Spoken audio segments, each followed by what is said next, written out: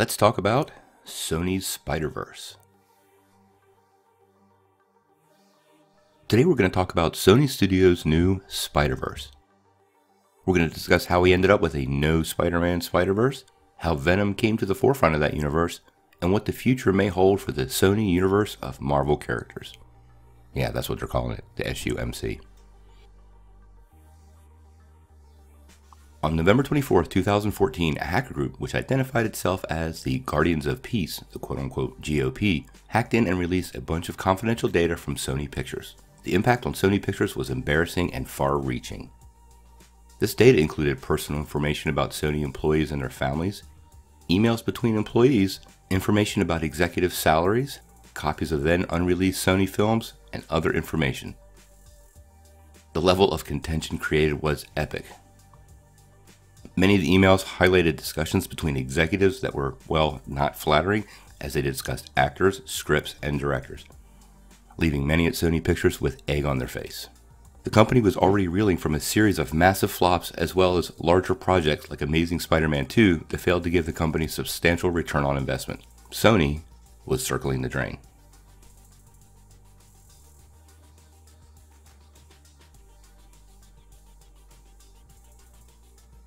In early 2015, Sony's top two executives, Michael Leighton and Amy Pascal, flew to Palm Beach, Florida, home of Marvel Entertainment chief executive Isaac Perlmutter. Now, Perlmutter had spent months lobbying Sony to let his company, which is owned by rival Walt Disney, reboot Spider-Man inside the current MCU. Marvel Studios has long wanted to put Spider-Man in its movies, but since Sony Pictures controlled the rights to the character since 1999, the web-slinger had been completely off limits. Making a crossover would have been near impossible since Disney would have to have been expected to shell out millions to use the character. But this deal turned out to be a lot cheaper. Pretty close to free. Once a deal was reached with Marvel Studios, Kevin Feige, Perlmutter, and Sony, it appeared as all parties were happy moving forward. So the deal was pretty simple. Marvel Studios and Sony Studios would exchange no money. Marvel would be allowed to use Spider-Man in 3 films and at the same time help produce 2 Spider-Man solo films which would be solely under the Sony banner. Having Marvel breathe new life into the franchise would provide Sony the boost it would want to revitalize the character after a sustained decline in revenue since about Spider-Man 3. On June 23, 2015, it was announced that Tom Holland would be cast as the new wall crawler, and the so-called train left the station. His reception in Civil War was positive. June of 2017, Spider-Man Homecoming hit theaters and was well received by audience and critics alike.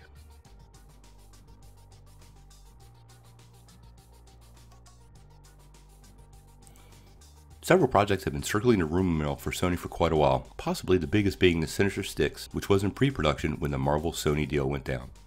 But in July 2008, Sony was actively developing Venom alongside sequels to Spider-Man 3, hoping it could add longevity to the franchise in a similar fashion that Wolverine had for 20th Century Fox's X-Men movies.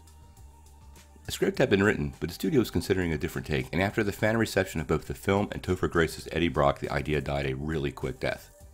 Then fast forward to 2013, when Sony again decided to reveal some plans to use the Amazing Spider-Man 2 to establish their own expanded universe based on the Marvel properties the studio had the film rights to, including Venom. And so all of this was basically put on the back shelf once that Sony Marvel deal went into place and they could focus on Spider-Man himself. You know, people need profits. So Venom was brought back to life again in March of 2016 with Avi Arad and Tolmach producing and Dante Harper writing a new screenplay. This project was envisioned as a standalone film unrelated to Sony and Marvel's new Spider-Man films, which would launch its own franchise. A year later, Sony gave the film a October 5th, 2018 release date, and once the new movie got some legs, things started to get, well, interesting. So in July of 2017, Marvel Studios president Kevin Feige confirmed that this film was solely a Sony project, and Marvel had no plans to connect it to the MCU. However, producer Amy Pascal soon clarified that Sony intended to have their Marvel Universe films take place in the same world as the new MCU films, starting with Spider-Man Homecoming described as an adjunct to that world. She stated that Venom would connect to the next planned film in Sony's Marvel Universe, which at the time was silver and black, and that there was potential for Tom Holland's Spider-Man to appear in the film. Now, Kevin Feige's facial responses seem to indicate some level of misunderstanding, and it's likely a clue to what Sony's plans are on the future, to reclaim Spider-Man after this deal is done. We shall see.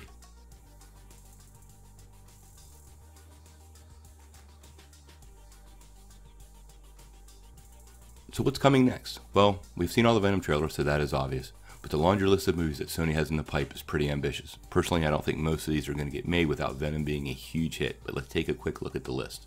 What do we have planned? Well, first up, we have Black Cat. Black Cat was originally tied with the Silver Sable project, but they both have been split into two separate movies now. Gina Prince Bythewood was slated to direct a combination film, and she's still attached to the Black Cat film. We don't know what's up with Silver Sable, but it looks like Black Cat is moving forward at a rather ambitious rate right now. Earlier this summer was announced that Jared Leto was going to play Morbius, the living vampire. Morbius is a pretty cool character. Living vampire, if you've never heard of Morbius, is kind of an anti-hero in the Spider-Man comics with vampire abilities like superhuman strength and agility, healing, and that craving for blood. But in the classic Spider-Man fashion, he gets his powers through scientific experiments gone wrong and not the supernatural. Now also in August, it broke that Richard Wank of Equalizer 2 was set to do a screenplay on Kraven the Hunter, which for me is one of my favorite Spider-Man villains of all time. We don't have very many details on this so far. We will see. The upcoming MCU Spider-Man Far From Home is rumored to have the Chameleon, who is his half-brother. So that could be an interesting tie-in where they're working together. It's hard to tell. So, in case you don't know who Silk is, she's actually already appeared. Cindy Moon was part of the academic decathlon team in Spider-Man Homecoming. But she's a Korean-American superhero who is also slated to get her own movie in the Sony universe of Marvel characters. And originally in the comics, she's one of Peter Parker's classmates who was also bitten by a radioactive spider around the same time. Her powers are similar. She gains superhuman speed, she shoots silken webs out of her fingertips instead of the sort of standard web shooters, and she has an enhanced spider sense known as Silk Sense. Now in Spider-Man Homecoming, she was portrayed by Tiffany Espenson. We'll see if she comes back. Producer Amy Pascal is attached to this project, which makes me sad since I really like the Silk character.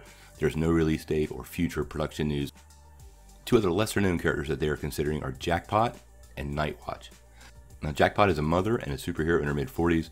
She is also slated to get a film for the Sony Expanded Spider-Verse. I'm not really sure how they can work this in. She has a fairly interesting origin story which involves her being a researcher for gene therapy and then being exposed to her own virus, which leads to her having powers. It's directly tied in with her giving birth, which is sort of an interesting angle for future female characters to take. We'll see. Sony is actually seeking writers for this right now, so there are no other production details for this one. Now, Nightwatch, we have a couple more details. Back in March, Variety reported that Spike Lee was in talks to direct a film, which is pretty interesting. And Luke Cage showrunner Chio Hodari Cooker, who, if you haven't seen Luke Cage Season 2, was spectacular, is rumored to be writing the script. Now, Nightwatch is another interesting hero. His alter ego is a character named Dr. Kevin Trench. He becomes Nightwatch after watching a masked hero die in battle fighting terrorists. The kicker, after he approaches a dead man, he discovers that the man in the costume is actually an older version of himself. He has a really unique origin story. It's a hell of an ambitious slate. What do you think?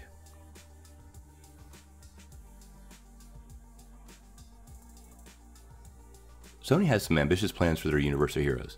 The success of all of this hangs on Venom. Personally, I tend to think this project is probably doomed with the likes of Tom Rothman, Amy Pascal, and Avi Arad at the front of these productions. The possibility of success to me is greatly limited, and very well could spell the end of Sony Pictures. Minus Jumanji and Spider-Man, recent years have been full of misplaced flops for Sony, like the 2016 reboot of Ghostbusters. I wish them luck because I love these characters, but the possibility of success in a well-populated field of superhero characters right now is almost impossible. They really will have to surprise me and the rest of the fan base with something really special this October. We only have a few more weeks till Venom's release, so our wait is going to be short. So tell me what you think in the comments below. Do you think Sony's Spider-Verse has a future? If you like this video, press like below, plus subscribe, and if you don't ring that bell, you won't get any updates. Peace.